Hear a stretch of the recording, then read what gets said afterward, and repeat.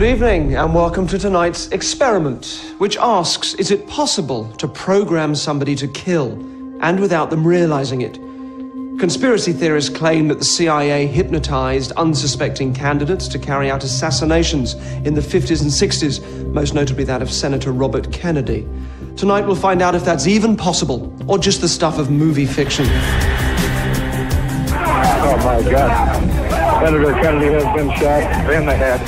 In June 1968, 24-year-old Palestinian refugee Sirhan Sirhan shot dead presidential candidate Robert Kennedy in a hotel pantry. More than 40 years later, he still claims to have no memory of committing the act. I don't remember. I must have been too hypnotized, too much out of my senses to really be aware of what happened. It was obvious that he had been programmed to kill Robert Kennedy and programmed to forget that he'd been programmed. During tonight's experiment, I'll be testing to see whether such unlikely-sounding claims are actually possible.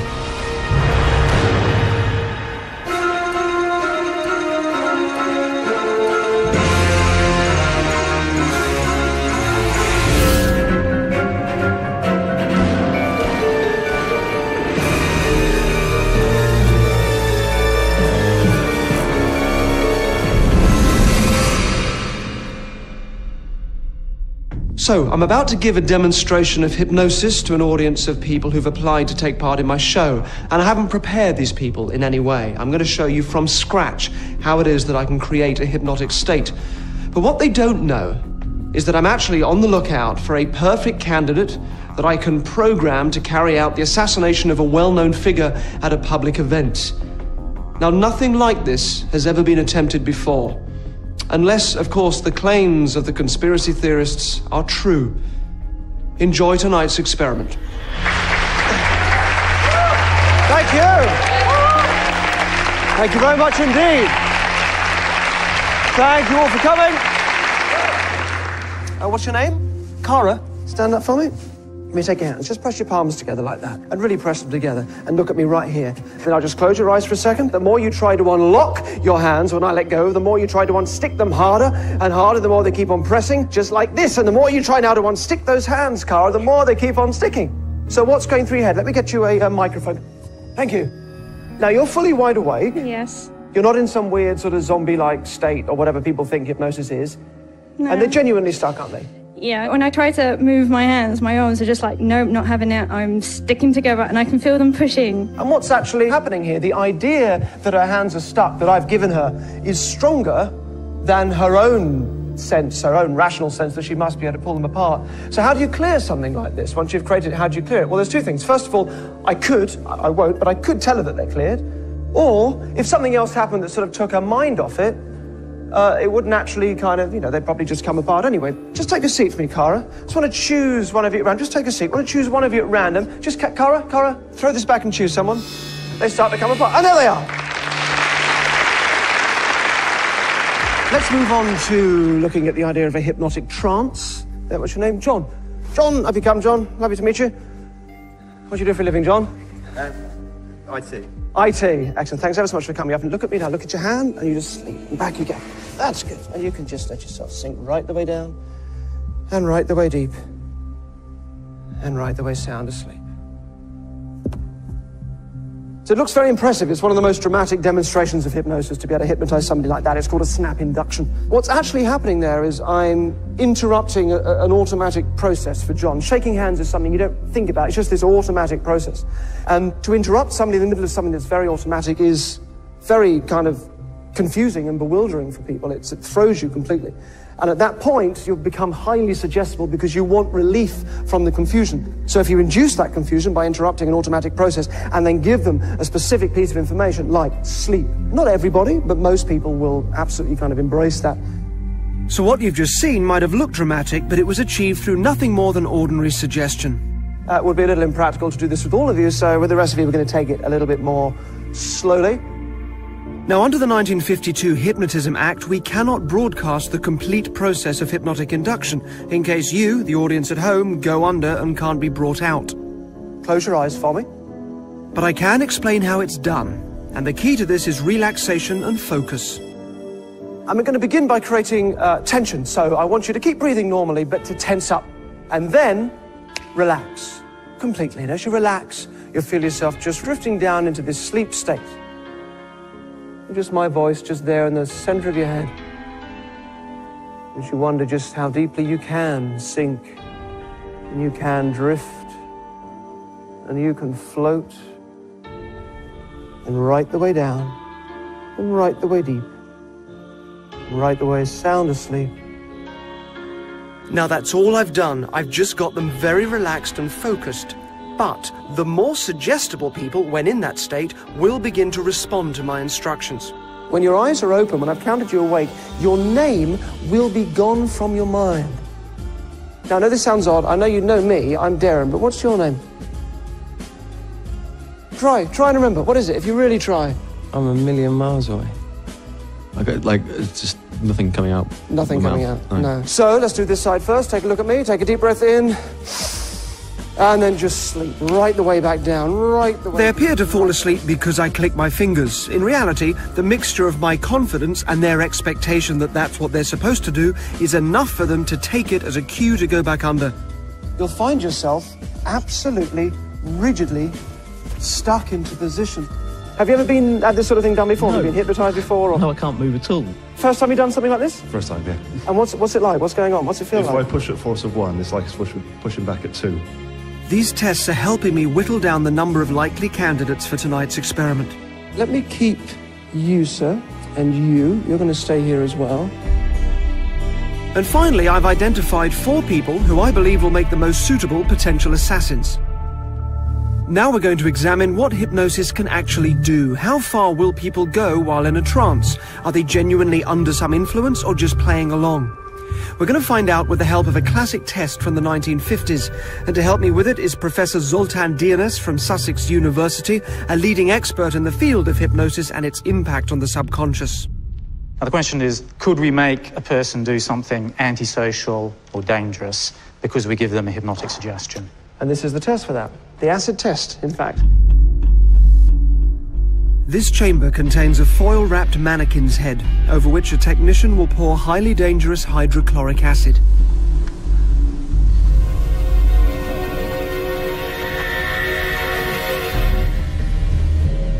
My 4 candidates are kitted out with safety gear and a beaker. I'm going to ask them to throw acid in someone's face. This exercise will show whether hypnosis can make you do things you wouldn't do if you were just playing along. If the subject is playing along, he won't throw the acid and he certainly won't carry out an assassination. Sleep. You can stand and sleep quite comfortably. Sleep. That's very good. Sleep. That's lovely. And sleep. You can stand and sleep quite comfortably. Excellent. Very good. In a little while, when you've woken up, we're going to put some hydrochloric acid in each one of those beakers. In front of you is an individual, a volunteer from the audience, we're going to call your target. And when you're awake, after a little while, you will see a blue and white polka dot handkerchief. As soon as you see the polka dot handkerchief, blue with white polka dots, you will throw your beaker of acid into the face of the target stood opposite you. If that makes sense to you, I want you to nod your head if you understand that, if it makes sense. Excellent. Good. Without the candidate's knowledge, we've switched the acid for water, and they're now awoken. Eyes open, wide awake. Thank you. Lawrence, if you can please take some of the acid and give them each a dose in their beaker. Excellent. Good, excellent. So, Professor, how long have you been working in this field for? I went to Sydney in the mid-80s for my master's, and there was master's by research. And my research was hypnosis, so that's when sorry, could you hang on just a second, excuse me.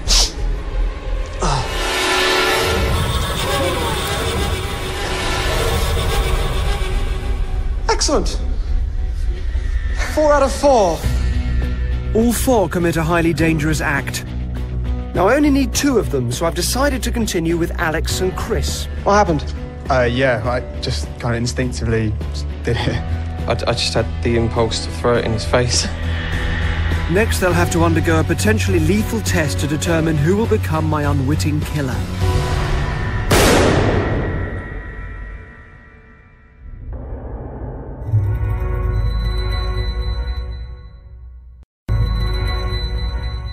Tonight's experiment is to see whether it's possible to hypnotize somebody and turn them into an assassin. Now, if it is possible, and if it happens, the assassination will occur at a public event where our target, a well-known figure, will be delivering a talk to a packed theatre. So I'm on the lookout for a perfect hypnotic subject to program. The tests that I've done so far have shown me who in this audience is the most prone to hypnosis, and I've narrowed it down to the two people who I think are the most likely trainee killers, although Chris and Alex have no idea what the ultimate aim of this experiment is. The final candidates are about to be put through a challenge that could seriously affect their health, the ice plunge test, overseen by Dr. Stuart Derbyshire, Director of Pain Imaging at Birmingham University. So hypnosis can be used as a very powerful analgesic. If we tell the person the water is warm or tell them that their arm is anaesthetized, they put it in the ice water and they don't feel the pain anymore. And importantly, you couldn't do this just by sort of playing along. It'd be pretty tough to do that. Yeah. Excellent. Well, let's welcome our two strapping volunteers. We have Chris and Alex, everybody.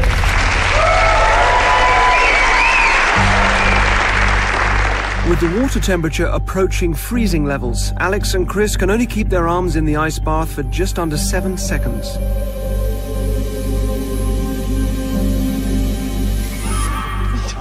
Both out about the same time? About there, yeah. What's it like? Horrendous. It is very cold, isn't it? Good. Sleep and stand and sleep. Sleep. This should change once the hypnotic suggestion is planted. Completely comfortable. You have to lower your arm in. Hold it there as long as you like. You simply will not experience any sensation of cold. It'll be completely comfortable, feeling just a lukewarm room temperature sensation. Open your eyes. Be wide awake. So just slowly, you can both of you just lower your hand in. It's a very different feeling now, isn't it? It's like you're pushing past the sort of plastic ice cubes that you can get. Now, what's it like now? How would you describe it, Alex? It's like the water's not there. It's just body temperature. Yeah? What's it like for you, Chris? Yeah, it's fine. Pre-hypnosis, Alex and Chris couldn't keep their hands in for more than a few seconds. This time, they stay in for 2 minutes. So, when I touch the side of the bath, when I grab that, the suggestion will clear. Look. Now what's it like? Oh, it's horrendous, horrible. Yeah? Yeah, I don't know why I've done that, to be honest. So, no, but the moment but look, I'm holding this here, and at the moment you're feeling pain, right? You are feeling pain in that arm, yes? But now look, if I let go, quite calm. The warm sensation returns. Yeah? Yeah, it's gone back to being warm. The thermal image camera clearly shows the effect of the icy water on the two men. The dark areas on their arms indicate the temperature has dropped dramatically, while the rest of their bodies register normal heat. Right, thank you. Alex, I'm going to ask you just to pop back in your seat there for a second. Chris, I'm going to keep you up here for a little longer. Throughout the evening, I've been assessing both candidates, and I've come to the conclusion that Chris is my perfect subject. There's something of a blank slate about him, which suggests a heightened responsiveness to suggestion. Now I need to confirm that he's in the top 1% of subjects, which is what the experiment requires. Look at me and sleep. Sleep, just stand and sleep quite comfortably, that's good. And again, you see, it's not just about your hands and forearms, this is your entire body. The brain controls the entire body. With the water temperature plunging further, I'm going to test Chris's hypnotic responses in a way that has never been done before. I'm going to get him to immerse his whole body in the ice bath. After only 15 minutes in water this cold, Chris's vital organs will start to shut down. After 30 minutes, he could die. But if through hypnosis Chris is able to create the false reality that the water feels warm, he won't feel the pain and will be able to stay immersed in the ice-cold water. So your heart rate at the moment is about 136 BPM. Is that normal? When he first gets in, there's a shock of getting in and it would go spike, and then as he sat there it would gradually slow down until he dies. Excellent. To ensure his safety, a team of paramedics is standing by. So just slowly, take all the time, just so it's nice and comfy, just pop yourself down. And control the breathing, just breathe in and out and just take your time.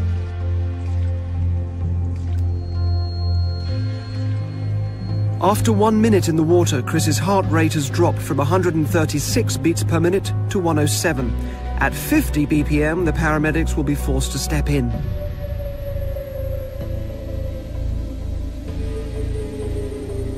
Okay, we're going to bring you out, but before we do, what's that like at the moment? awkward, like Awkward this. position, but apart from that, yeah, it's fine. absolutely fine.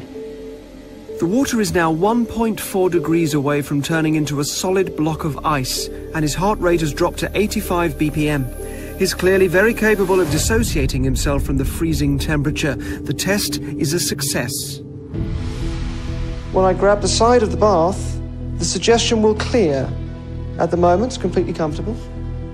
And watch what happens when I touch the side of the bath.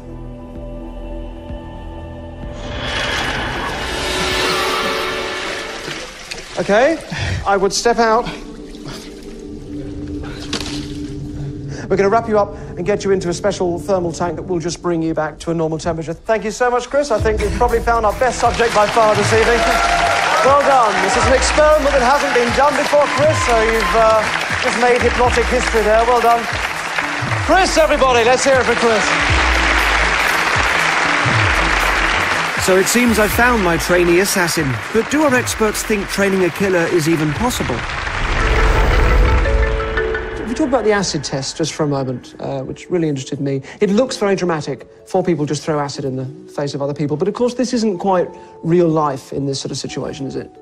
That's exactly right. Because this is a TV studio, part of the person will infer that this is safe. What about the kind of CIA stories of programming somebody to become an assassin and go and kill somebody in real life, not in a sort of mock-up situation, but in real life? Would you expect that to happen? No, we have good reason to think that people would not do that. These are just myths.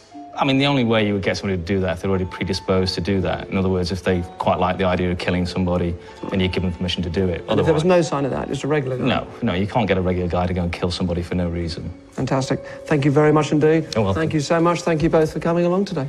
Excellent. Cheers. So the academics seem pretty certain that what I'm attempting here is unachievable. And it may be. It really may be. The whole point of this is to find out whether or not it's possible, so only time will tell. If this experiment is to succeed, neither Chris, a sports marketing executive, nor his family and friends can have any idea that I'm going to try and program him into becoming an assassin. As far as they're all concerned, he's simply taking part in a show that explores the limits of hypnotism.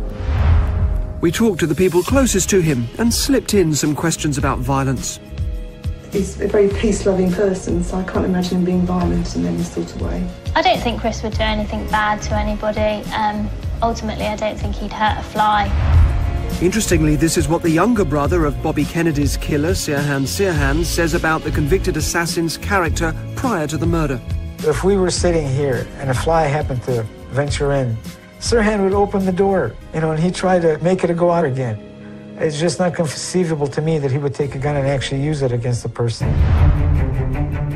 In order to condition Chris to become an assassin, I'll be using brainwashing techniques allegedly employed by the CIA's MK-Ultra program in the 1960s. There are 2 key stages to this process: the marksman mode and spontaneous amnesia. Eyewitness accounts report that Robert Kennedy's assassin, Sirhan, was in a trance-like state during the shooting. Under hypnosis, the convicted killer has since said that he thought he was firing at a target in a rifle range and not at a human being. He claims a mystery woman in a polka dot dress pinched him on the shoulder to send him into this range or marksman mode. I'm going to try to create a similar mode for Chris, which will come into play if and when he attempts to assassinate his celebrity target. So I've brought him to a rifle range just outside London to meet Angie, an independent firearms instructor. So the point of today is to see how hypnosis can improve marksmanship and your aim. Have you ever done anything like this before? Not really. Not really? Bit of paintballing. Oh, okay. Well, this is a bit of a step up. This is a lever-action rifle, such as every American child is issued with. And we are using live rounds here. Yes, we are. Because Chris has never fired live rounds before, he's getting a safety briefing and an introductory lesson in how to shoot a gun. He starts with the Winchester .38 caliber lever-action rifle. Rack it down. That's it. Right back there. That's it. And a nice gentle squeeze. The back of the side.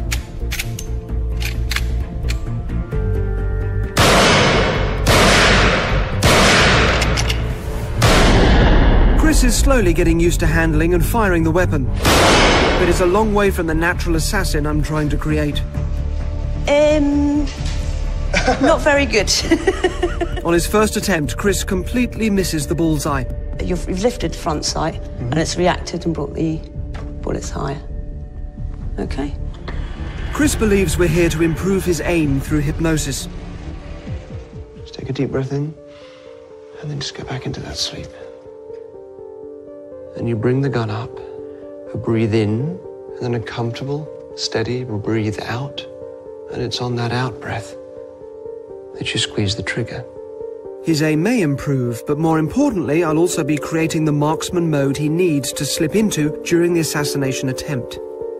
There's a mode that you move into, and we'll call it the marksman. It's almost like a personality within you that you move into when you bring the gun up. And your unconscious mind will allow you to do that with the focus and relaxation and concentration of that experienced marksman. Next, I'll need to implant an audio trigger that, once set off, will automatically put Chris into marksman mode. So this is the sound. It's going to lodge itself very deeply into your unconscious.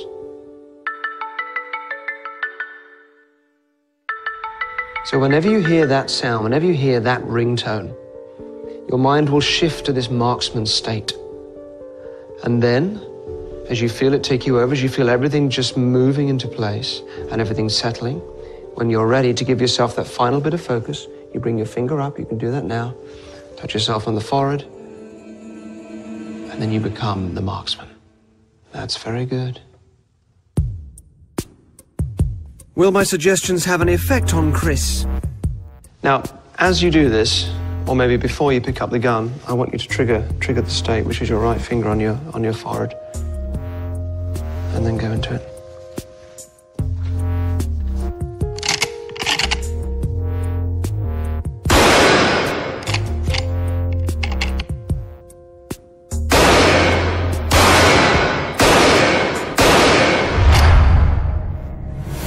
Remember, the first time, Chris completely missed the bullseye. Wow. That's brilliant. That's amazing. So you've got two right in the very centre, and then one just on that outside bit, and then the other two very close. That is very, very good. And you've never done this before with a real gun? No, not at all, no. That is really good, isn't it, Angie? To get groupings like this on the first time shooting is absolutely amazing.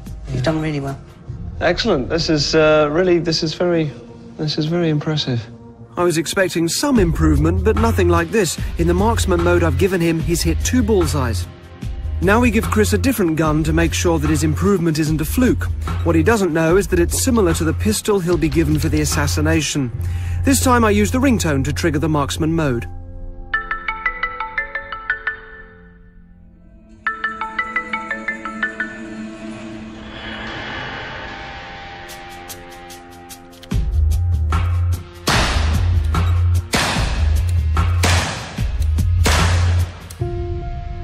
Right, so before, the most you'd ever got was 2 in the centre, and that's 4 in the centre. Did that feel any different, doing that? Yeah, I think, like, there's just a bit more concentration and kind of bring it into a bit of a focus. Yeah. Yeah. I didn't expect that result at all. There's no way.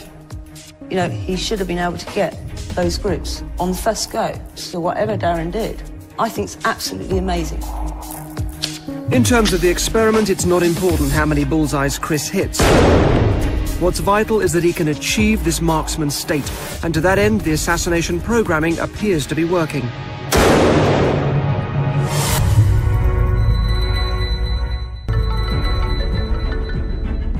Welcome back. So far, my potential assassin, Chris, is making excellent progress. In fact, has exceeded my expectations. But will he stand up and fire what he believes are real bullets at a celebrity target in a packed theatre? We'll find out soon. I'm not finished with him yet. I've completed the first stage of Chris's programming, the marksman mode, in which, upon hearing a specific trigger, he goes into a trance and inhabits the role of a top-level shooter.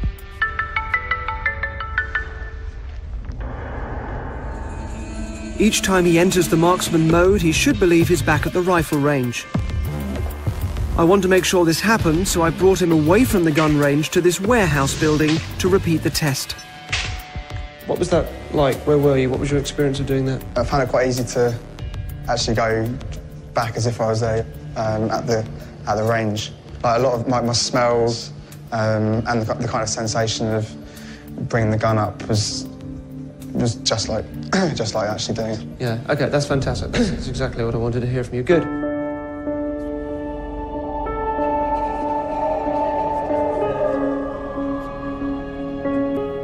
In the second part of the assassin programming process, I'm going to create gaps in Chris's memory. A form of spontaneous amnesia designed to make him forget his actions if and when he attempts the assassination. Sirhan claims that he has no memory of killing Bobby Kennedy. I have never been able to remember what happened in that place at that time, but I have not been able to remember many things and incidents which took place in the weeks leading up to the shooting. In March 2011, he was denied parole for the 14th time because he hasn't shown enough remorse or taken full responsibility for the crime that he says he doesn't remember committing. We note with some degree of distrust, quite frankly, you're remembering parts of this and not remembering others. Do you remember the last time you had amnesia? No. It's an odd question, but it's if you think about, for example, when you drive home. Do you drive? Yeah. Yeah.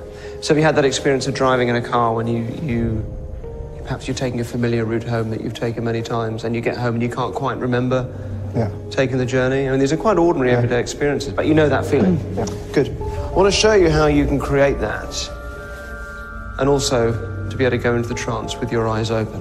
I want you to look at this pattern, and as you look at that, I want you to go into the trance, but keep your eyes open.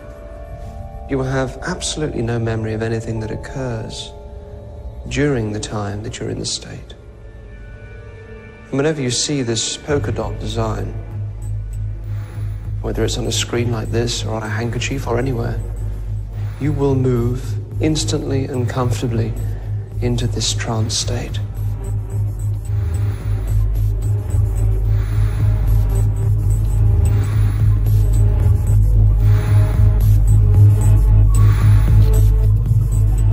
And then when the design is taken away from your field of vision, you come back up and out of the sleep state, just as if you were being counted awake, with no memory of what happened in between.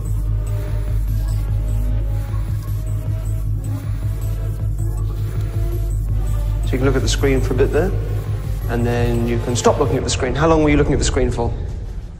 10 seconds. 10 seconds. Oh, that is probably about right, isn't it? Excellent. So stand up for me. Just come and stand about there.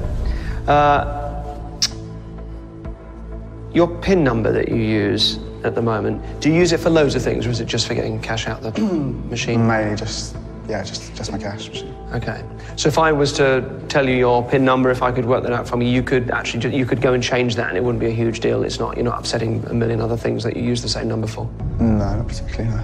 Okay. All right. Good. So you're happy for me to do this if I can get it? Yeah. Yeah. Okay. All right. Think of your PIN number. You got it? Mm-hmm. Just think of the number.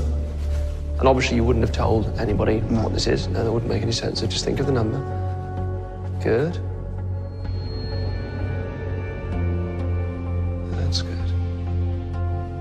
Say the number. 1054. Good. Just think of it. Visualize the number. Imagine yourself at the machine. Look at me. 1. Yeah.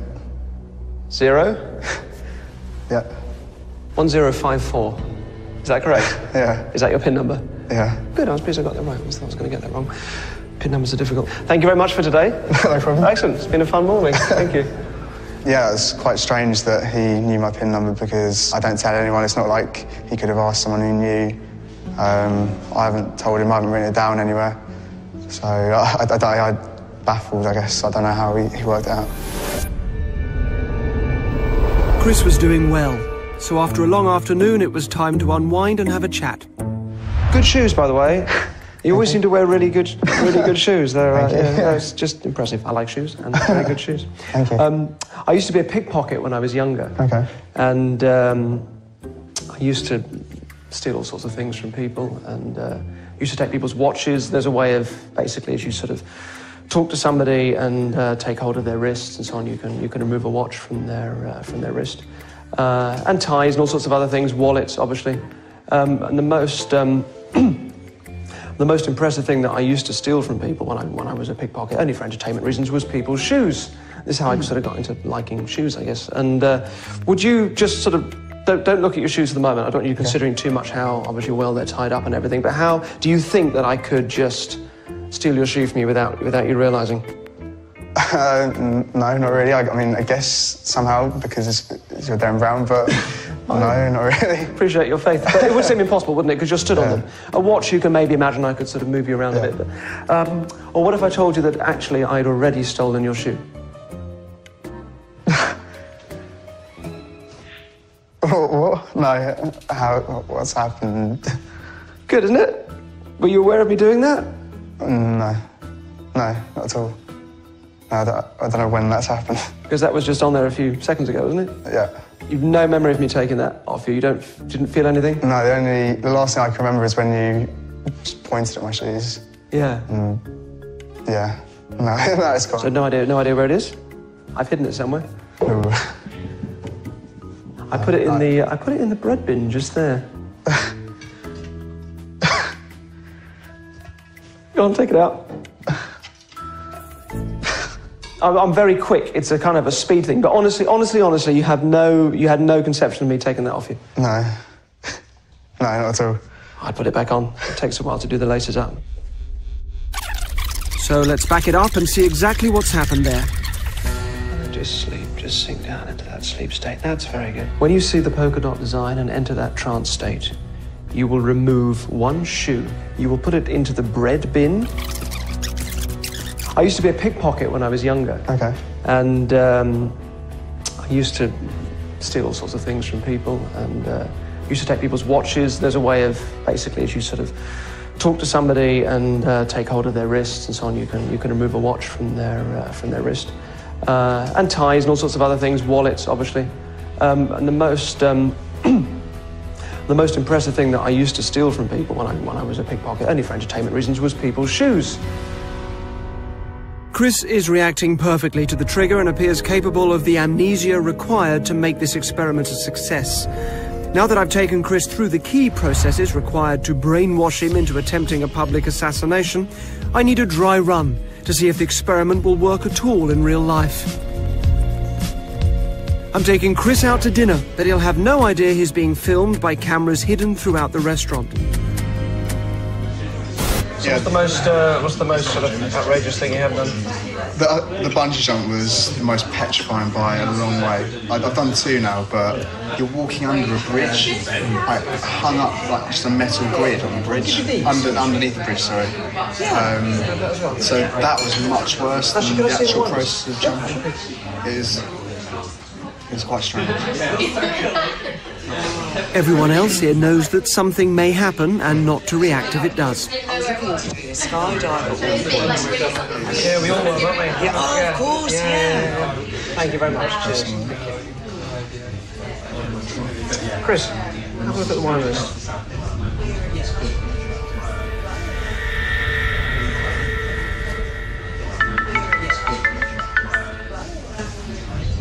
This is the first true test to see if the training is working. Will he complete the task I'm about to give him? Excellent.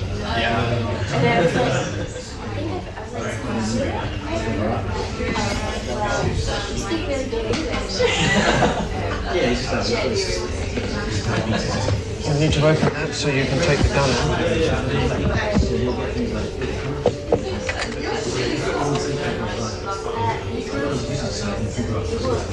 Now your target is the guy sat almost behind this side with the blue and white check shirt.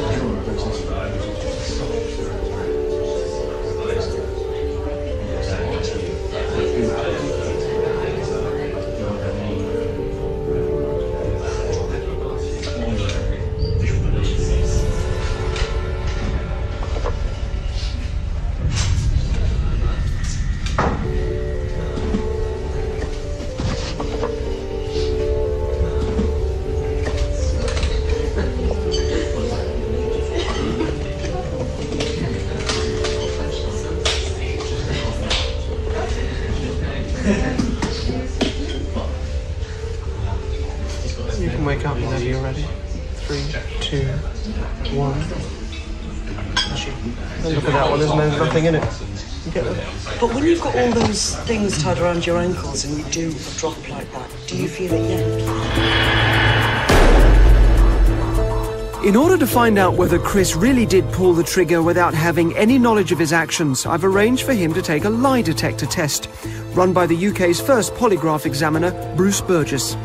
What I want to test today is to see at what level that hypnosis is working at. It's important to me that it is genuinely really happening, and that when he can't remember, he really can't remember. Right. So this is to see whether this can essentially beat a polygraph.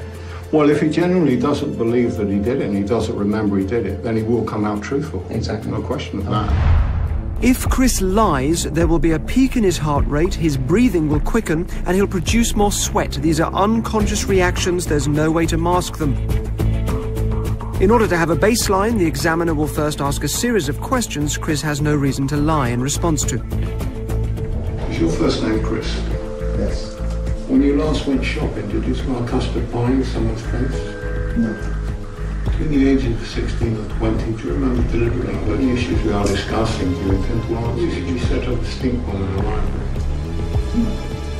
The other day when you were in a restaurant, did you shoot someone with a water pistol? No. So, you had a chance to interview Chris. What's your conclusion? Generally, I do not believe that he knows that he squirted that water pistol. I don't think he had any recollection of that at all. So if this were a case, your advice would be at this point that no, he didn't shoot a water pistol at somebody in a restaurant? That's correct. He was truthful. Chris has passed the test, but will he stand up and fire a real gun in a busy theatre when he comes face to face with his target? Stephen Fry.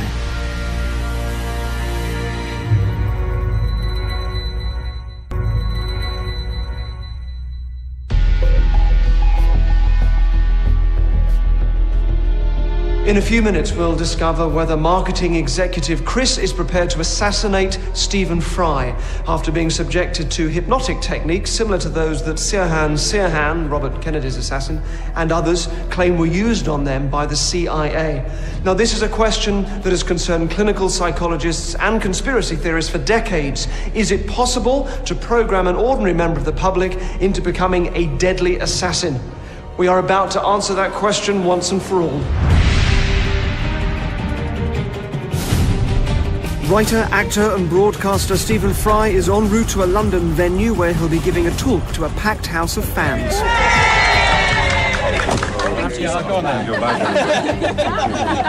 I'll see you later on. Thanks very much. Two things need to be in place for this experiment to genuinely answer our question. First of all, Chris has to believe that the gun that he has in his possession is a real gun and loaded with live bullets. And secondly, he cannot know that he's being filmed. As far as Chris is concerned, this has to be a real-life situation. We've told Chris we need to film with him and Stephen Fry later tonight after Stephen's talk, and we've suggested that he might as well stay and hear the talk as well. He doesn't know we're filming. I am going to have to head back to the office now, which is really annoying. But is it all right if I give you something to give Darren after Stephen does his talk, and when you meet him on after that? Is that all right? Okay. A member of my team takes Chris into an empty dressing room prior to the show. Okay, this is really important for you to know. Yeah. This gun is loaded with 3 bullets. So don't touch it. Yeah. Keep it with you until you see Darren and Stephen after Stephen's finished his talk. Okay. The thing is, I know you have it, but whatever you do, don't lose it. Meanwhile, his celebrity target Stephen Fry prepares to go on stage. Special effects experts insert fake blood packs into his jacket in case Chris does pull the trigger during his performance. A few minutes before Stephen's talk begins, Chris takes a seat in the auditorium, unaware that hidden cameras are filming his every movement. The people surrounding him, who include security guards and firearms experts, know about the experiment. But the rest of the audience is here just to see Stephen Fry and has absolutely no idea of what could happen. After 17 minutes, he'll get his first trigger. What happens afterwards will determine whether this experiment succeeds or fails. Thank you all. Good luck, everybody. So, ladies and gentlemen, please give a massive warm welcome, Mr. Stephen Fry. Thank you. Oh, thank you. Oh, very kind. Thank you. Oh, my goodness. Thank you. Thank you so much. You're very, very sweet. Thank you for coming. It's incredibly kind of you to come to this this little event. I wanted to talk about an enthusiasm that has consumed me without me knowing it almost all my life. You'll understand why I say almost when I tell you about it. What I'm obviously thinking of is language. A few evolutionary things were necessary for mankind to speak language, but once we had language, then everything else followed. It is absolutely the spring of all we are. In our culture, we keep certain words in a special place in our brain. But I remember going to the Turkana people in northern Kenya. Kenya alone has 69 languages. And the Turkana people speak one which is related to only one of the other 69, the Nilo-Hamitic language. It's a beautiful language, it's rich, it's like English, it's full of, oh, there's always one, isn't there? God bless her. Thank you, well done. Amazing ideas, brilliant concepts, but it's been swamped. It's been swamped by Swahili. That's the problem, you see. These other languages like Swahili are swamping Africa, just as English is swamping Europe and the world and the internet, and Mandarin Chinese is swamping the Orient. No one really understands how to save a language or whether a language is worth saving. France, for example, has the language of Oxford. And the French have absolutely no interest, the rest of France, in saving it. Indeed, I went to visit the Académie Française, which I'm sure you've heard of, which is a very extraordinary institution. The Académie Française is for these ancient people who are great minds and thinkers, and they decide which words are allowed into the French language, which words are permissible, which words you might, say, are forbidden, and which words are not forbidden. So they also make words up. Courriel, they decided, would be their word for email. They were not going to have le email or l'email. Ordinateur, they decided, would be a computer, an ordinateur. And so they made up, words that were not allowed to enter the French language, which is, let's be honest, it's pissing into the wind. You can't.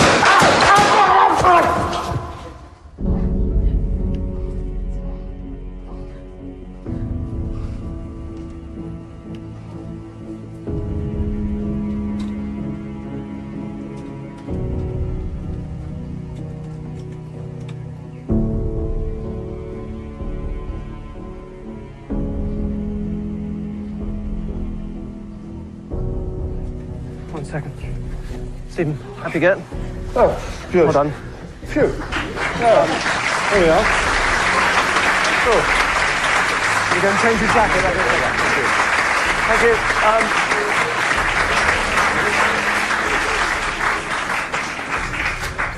I just explain what's going on here. This is the culmination of quite a few months' work to see whether it's a gentleman called Chris, who's currently in a hypnotic trance, see whether it's possible to hypnotically program a person to kill. Chris, as far as he's concerned, just carried out a real assassination. Stephen was in on that, and there was no danger at all. Here he is. Stephen, everybody, at your cap.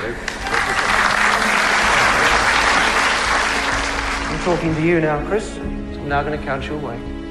3, 2, 1. Turkana is just one example, as I say, of 69 Kenyan languages. Swamping of language is a kind of tragedy. In the end, what I want to concentrate on, more than anything else, is language as a source of pride and beauty. All of you have language in your head. I hope you go out into the world a little more amazed.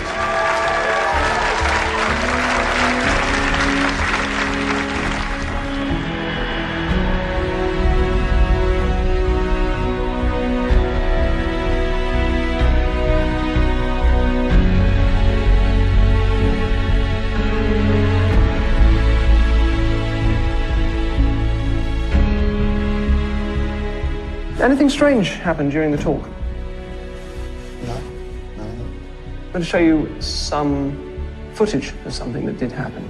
We actually had a camera on you. I know we didn't let you know that we were filming, which was important. Do you remember that woman in the polka dot dress? No. Don't remember turning around talking to you? No.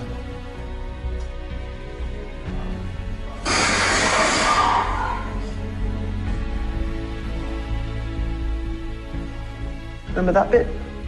No. Yes, at the moment you will have no memory of this at all, but you just assassinated a national treasure. Yeah, you shot me. Okay, so look, you know when you have a dream and you have no memory of it, and then somebody says something that just kind of triggers it, and then bit by bit it just starts to come back. And if you do think about it now, just start to think back for me. It's just like a mental block that you have there at the moment. And you can just start to let that go, and you can start to let it... What's coming back to you? I remember the polka dot woman coming in there. And yeah, just kind of picking the gun up from the side like I was told. Where did you think you were? Nowhere, but if anywhere, it was closest to the range, because I mean I could visualise the lights going down and the target, and picking it up felt like I was picking it off that bench. Did you feel anything when you were aiming a loaded gun at Stephen? Not really. No. Just felt like the kind of the outline of the target. Wow.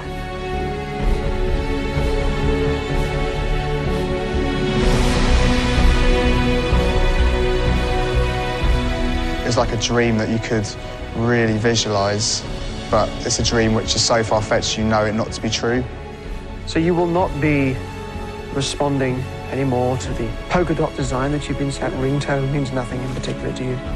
Everything that needs to be cleared for your own safety and well-being and comfort is now clear.